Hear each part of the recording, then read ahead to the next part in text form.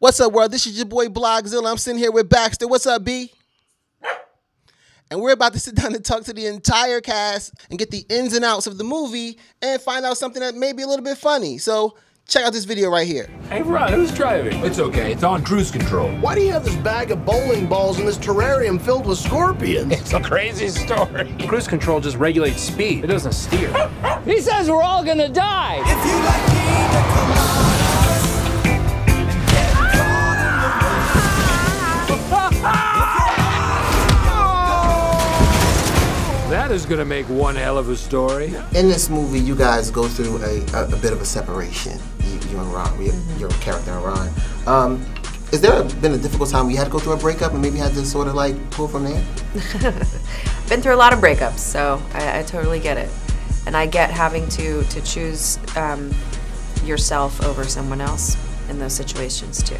Yeah. But at the end of the day, it really is about family and love, and that's what Veronica wants, is her family. I really enjoyed this movie. I want to thank you guys for letting me sit down and chat with you.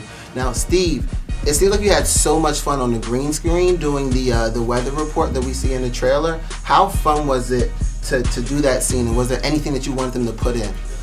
I remember walking off after I did that scene to our director, Adam, and said, was that even funny or was that just really stupid? And Adam said that he loved it. So I always use these guys as a barometer for whether something is working or not. I remember that scene in particular when you were standing there, that we had a row of monitors that we were watching, and I was watching with Adam and Will, not Will, Keckner, and then some of the crew, and all of us were really biting our lips. It was really, that was one of the hardest, I think, moments to not laugh. You never know, though. You never know how something's going to play, whether it might seem funny at the time and then not be funny in the movie, so you just have to leave it to the guys in charge. That's so weird to me, because I would assume, like, when you know, like, I know what I know, but you didn't know. No, I mean... Sometimes you think you know, but then you don't. Yeah, it's weird.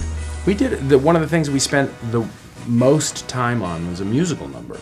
Actually, had the whole thing that we thought, oh, well, this is going to be this is so funny and specific and crazy. It's not even in the movie. So, yeah, you never really know how something's going to play out or what's going to work. You had a really funny scene with you, Will, and Megan.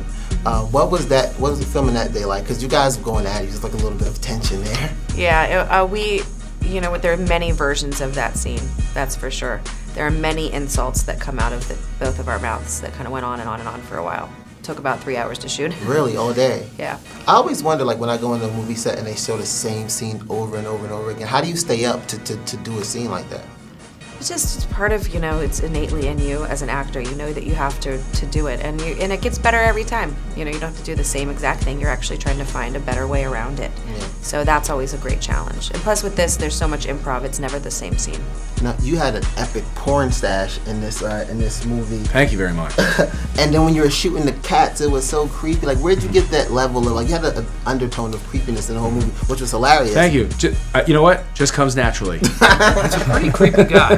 He presents himself very well, but Paul Rudd's fairly creepy dude. There's a creepy, sinister, just general disgusting layer of something going on there, and it's very, very easy to access. There's nothing wrong with being creepy. I'm a creep too. You're a creep? Like TLC. I saw a previous interview you did about this movie. You said this one you weren't on set as much as you were in the first one. Which one did you enjoy more? Did you enjoy being on set more, or did you enjoy sort of like being able to come and go as you please? No, I loved being on set in the first one. We did it in Los Angeles, so it was easier for everyone to be there and be together. And I would love to, when I wasn't in a scene, I'd always go down to set and watch the other people's scenes because it was so funny. And with this one, I didn't get to do that. I didn't get to be with the boys, and I had to fly back to Atlanta so many times, about 6 or 7 times. So I didn't get to be on set and watch their stuff. There's a great fight scene in this movie where a different I don't want to give it away, but if you guys could team up with any of Will Ferrell's other characters, who would it be? In a fight? Like a tag team fight match, yeah. Like on your side? Oh. Yeah. I would want Tank on my side. I'd want, maybe Elf. Really? Yeah. Well, he's magical. Yeah. Now this is a question that I need to know as a fan of yours, as a fan of your work. Married with Children was sort of the pioneers of bringing hip hop to mainstream America, because one season you guys just came back and Bud was a Grandmaster B. Yes. How does it feel to be on the forefront of bringing hip hop into mainstream America? It was, you know, I didn't know it came through Grandmaster B, but I know that Faustino was hanging out with Easy and a lot of those guys at that time, and I had never heard of any of them or really wasn't introduced to that music until Dave would play it for me. And I'd go like, oh, okay, that's different, and, you know. Yeah. And there he was. And now hip hop's everywhere. And it's everywhere. It's all because of Grandmaster B. I'm the best white rapper turned actor. I mean, Eminem did a great job in 8 Mile, but he only made 1 movie. Yeah. So I definitely have that title. You do. I mean, Will. Very subdued, very quiet, very reverential to he's a huge fan of comedy, and he's a huge fan of the original Anchorman. And he just kept saying,